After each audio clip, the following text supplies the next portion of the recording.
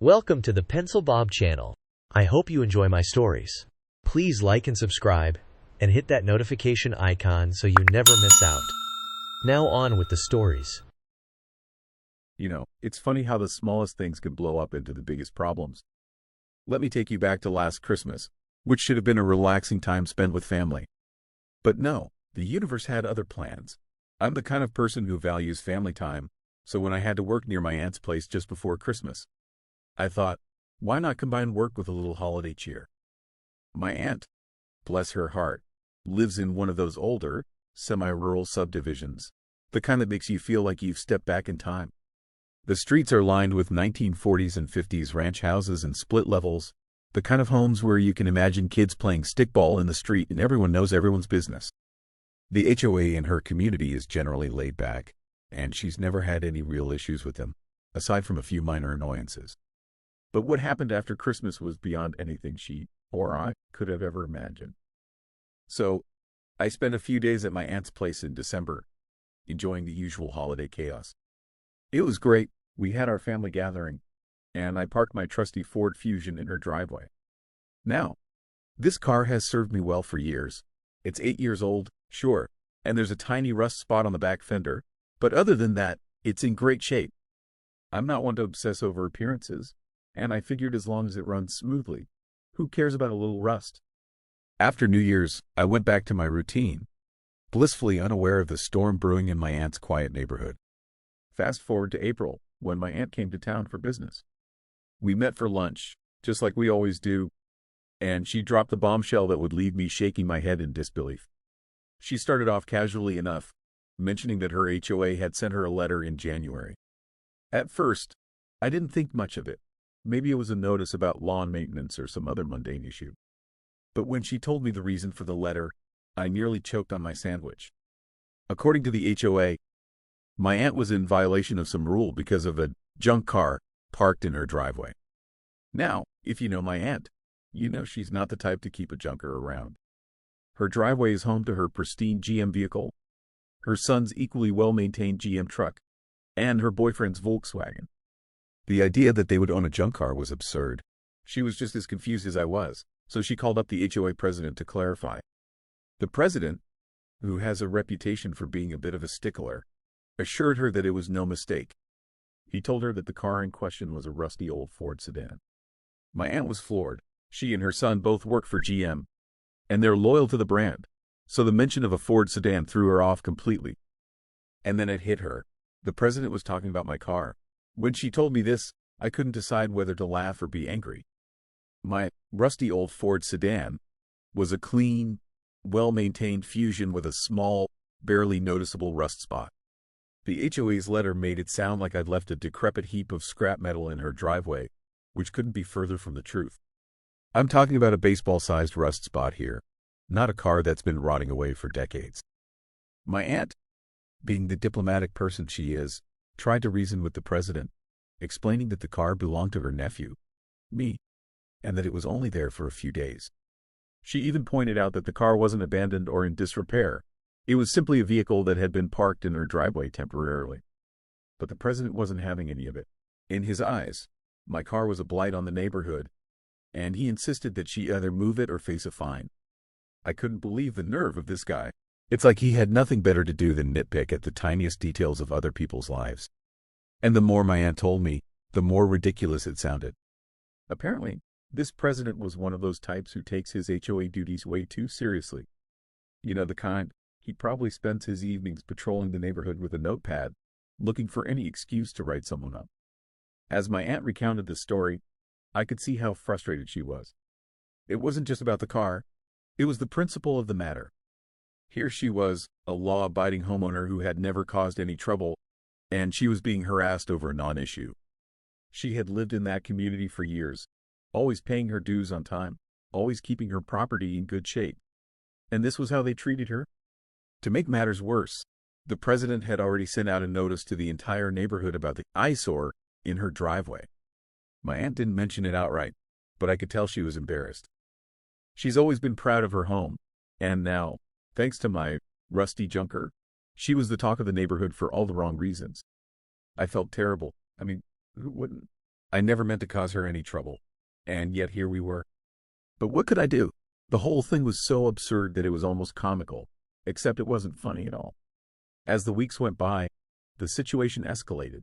The HOA president began hounding my aunt with more letters, each one more aggressive than the last. He even went so far as to suggest that her property values were at risk because of my car. It was outrageous. My aunt tried to fight back, but it was clear that the president had made up his mind. To him, my car was a rusty junker, and nothing we said or did was going to change that. It wasn't long before my aunt started getting icy stares from her neighbors. People she'd known for years were suddenly avoiding her, probably thinking she'd turned her driveway into a junkyard. The whole thing was blown way out of proportion, and the more it dragged on, the worse it got. One evening, my aunt decided to confront the president in person. She's not one to back down easily, and I think she'd had enough of his nonsense. She marched over to his house, determined to put an end to the madness. When he opened the door, she didn't waste any time. "Do you seriously believe that a small rust spot on a car is worth all this trouble?" she demanded. The president, a middle-aged man with a permanent scowl etched into his face, looked at her like she was the one being unreasonable. "It's not just a rust spot," he replied in a tone dripping with condescension. "It's about maintaining the standards of our community. That car is an eyesore, and it's affecting everyone's property values." My aunt couldn't believe what she was hearing. "Are you kidding me? It's a perfectly good car. And it was only here for a few days. How is that affecting property values?" The president crossed his arms, clearly enjoying his position of power. "We have rules for a reason. If we let one car slide, then what's next? Soon, everyone will think they can park whatever they want in their driveways. We can't have that." My aunt was seething at this point. "This is ridiculous. You're making a mountain out of a molehill, and you're harassing me over something that doesn't even matter." But the president was unmoved. "The rules are the rules. If you don't like them, you're free to take it up with the board. But I can assure you, they'll back me up on this." With that, he slammed the door in her face, leaving my aunt standing there, fuming. She came home and immediately called me, still shaking with anger. I listened as she vented, feeling more and more helpless. This was a nightmare that just wouldn't end. The HOA was determined to make an example out of her, and for what?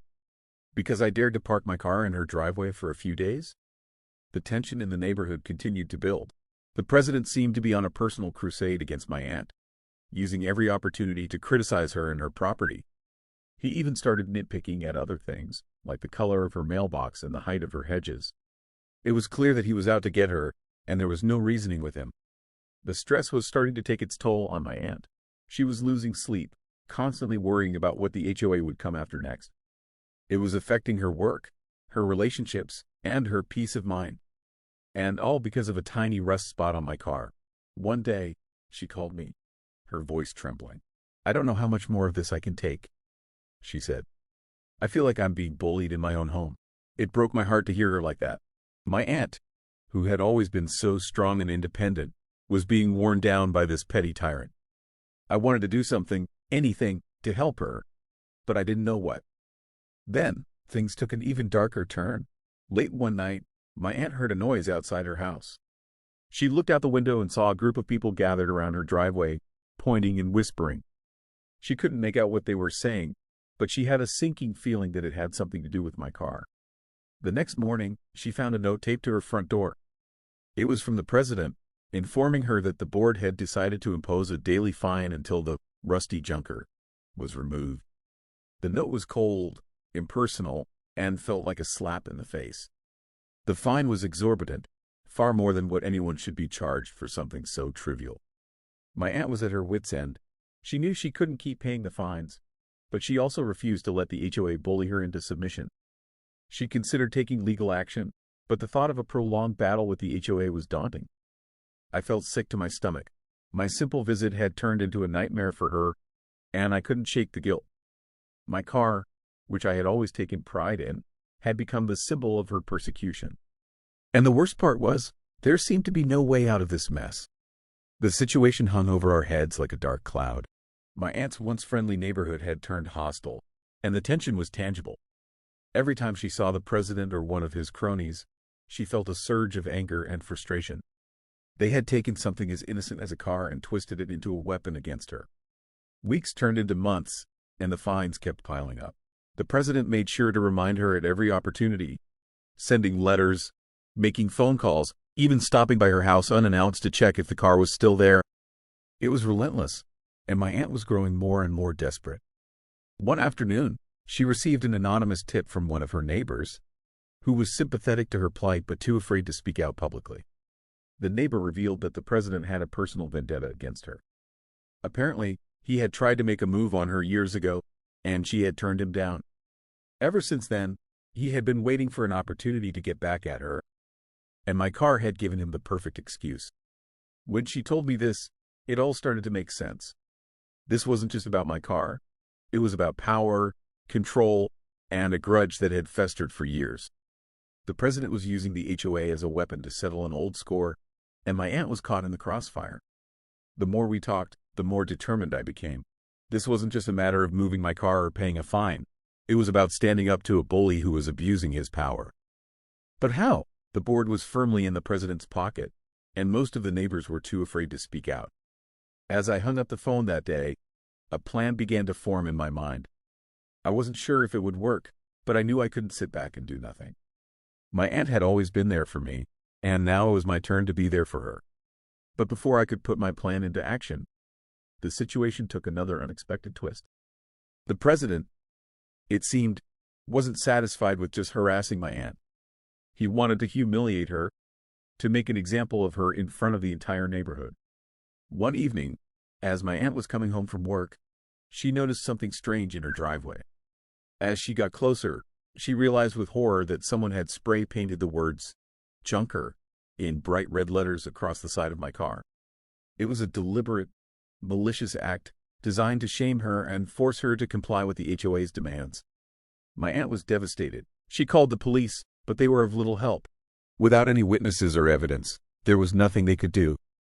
It was clear that the president and his cronies had crossed a line, but proving it was another matter. When she called to tell me what had happened, I could hear the tears in her voice. This wasn't just about a car anymore. It was about her dignity, her sense of security, and her right to live in peace. The situation had spiraled out of control, and there seemed to be no end in sight. The next day, I drove up to see her, determined to do whatever it took to make this right. As I pulled into her driveway and saw the vandalized car, my heart sank. My once pristine Fusion, now defaced and violated, was a stark reminder of how far this had gone. I knew then that we couldn't back down, no matter how hard it got. We spent the afternoon trying to clean the paint off the car, but it was no use. The damage was done, and the words were still visible, like a scar that refused to heal. My aunt was quiet, her usual spark dulled by the weight of it all. I could see the toll this was taking on her, and it made my blood boil. As the sun began to set, we sat on her porch, exhausted and defeated. But as we watched the sky turn from orange to purple, a new resolve began to take hold. This wasn't over. We weren't going to let the president win. He might have had the upper hand for now, but this fight was far from finished. The night was quiet, but my mind was racing. I knew we had to be smart, to outmaneuver the president without playing into his hands. It wouldn't be easy, but we had something he didn't: each other. And as long as we stuck together, I knew we could find a way to turn the tables on him. As I lay in bed that night, the events of the past few months replayed in my mind like a bad movie. The rust spot, the fines, the graffiti. It was all so surreal, like something out of a nightmare. But in that moment, I realized something important. This wasn't just about a car or a vindictive HOA president. It was about standing up for what's right, about refusing to be bullied into submission. The next morning, as the first light of dawn filtered through the curtains, I felt a sense of clarity. We had a long road ahead of us, but I was ready to face it head on. The president might have started this fight, but we were going to finish it.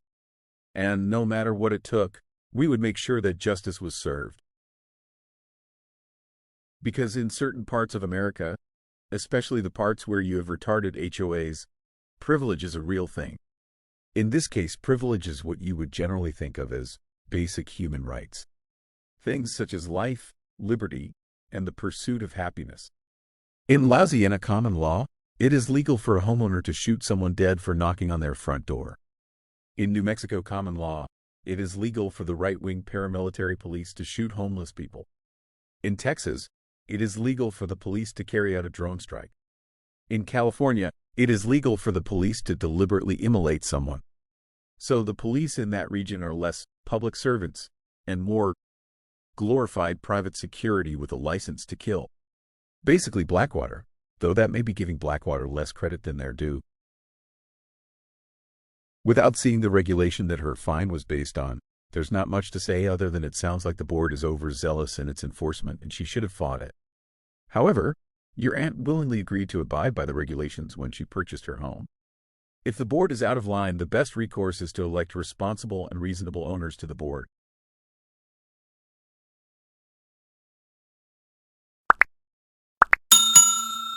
I would like to thank you for watching the video to the end. To encourage us to make more videos, please like, subscribe, comment, as well as share. Check out this other video if you haven't already.